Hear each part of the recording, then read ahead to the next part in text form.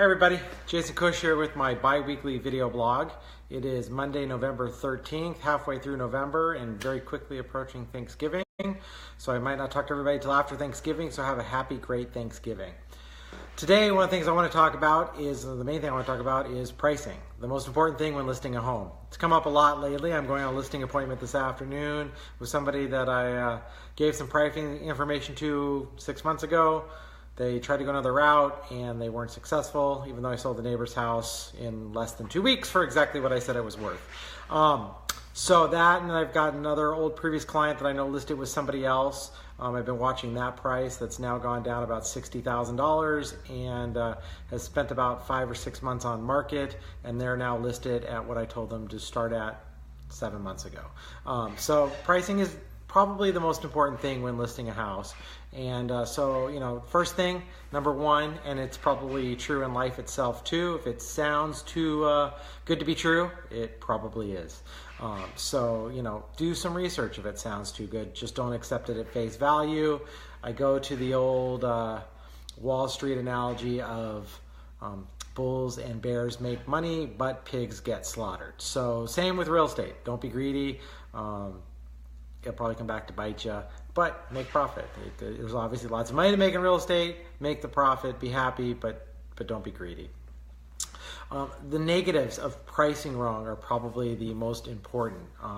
So number one, if you priced wrong, too high is usually pricing wrong.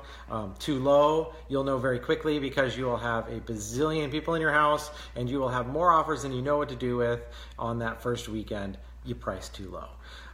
So that's that. But if it's priced too high, things that you'll know, no or very, very few showings. So make sure when you're listing, you should have an idea of how long it will probably take to sell and what listings or appointments should look like, how many you should be averaging, all that kind of fun stuff.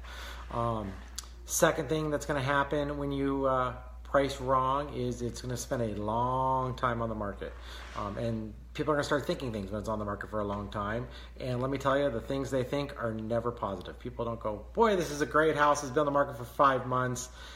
It was waiting for me. It's my lucky day. No, they're going to start thinking negative things. What's wrong with it? Who died in it? What are the negative things with it? It's priced too high. A person's stubborn. You're just going to have 1,000,001 things happen. So don't let that happen. Like I said, always going to be negative thoughts. So pricing correctly, a couple things to think about and put in your brain. One is it's not always about price per square foot. People seem to make that mistake a lot. There's a lot of things that come into play.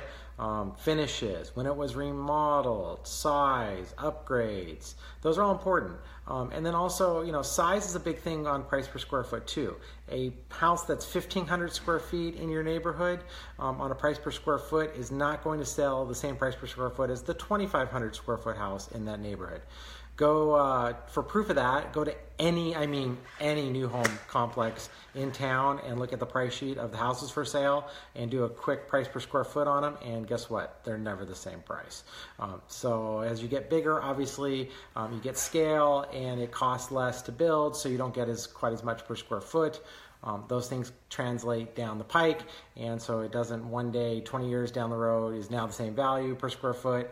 There's going to remain a difference. So number one. Number two, when pulling comps, you don't need a bazillion comps. Go look at an appraisal. An appraiser is doing it for the bank, right?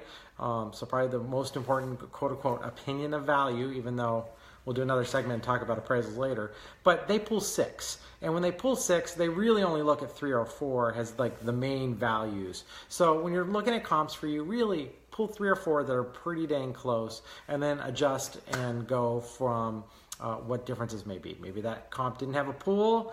The one that has a pool is probably the better comp, but if it doesn't, you know how much to add for a pool, 10, 15 grand, even though it's going to cost you at least 20, 25 grand to put in a basic simple pool. So, things to think about there. The other thing that really affects price are market conditions. What I mean by market conditions, interest rates.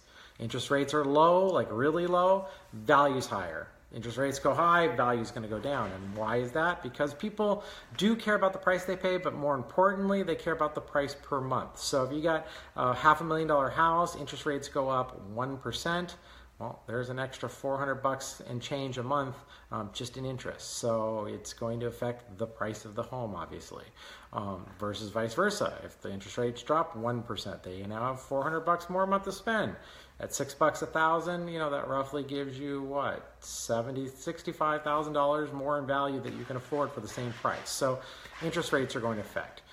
Mood of the country is going to affect. If people are afraid, they're not going to want to buy. It's going to affect price. Stock market. Stock market's doing horrible. People think the economy's horrible. They're not going to want to buy and spend a fortune. So things to think about that.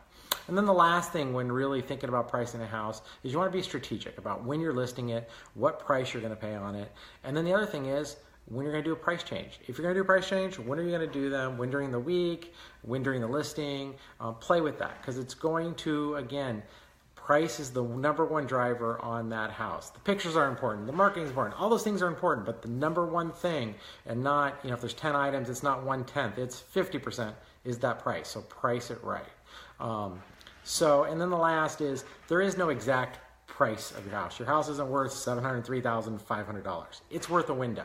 So to use an example, $650 to $675 is the value of that house in that neighborhood. So think through that and realize that there's a value. Thanks for listening. Talk to you all in a couple weeks.